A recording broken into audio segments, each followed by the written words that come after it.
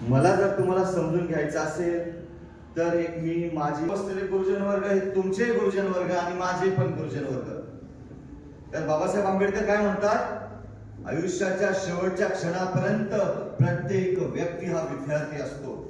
म्हणून मला तुमच्याशी विद्यार्थी होऊन बोलायचंय. एकतर मी तुमच्या सुरुवातीच्या कार्यक्रमापासूनच तुमच्याकडे बघून प्रेरित झालोय. तुमचा असणारा ड्रेस कोड, तुमचं झालेलं राष्ट्रगीत, राज्यगीत, प्रियांबल रीडिंग अतिशय उत्स्फूर्त आणि प्रेरणादायी करणार आहे.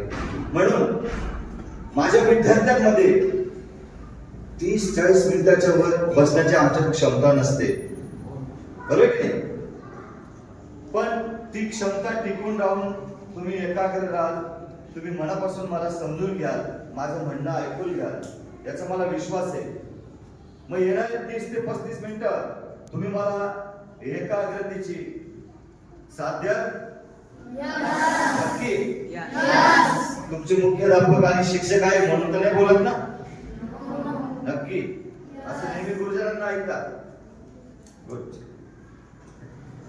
सर्वांना प्रथम भारतीय संविधानाचं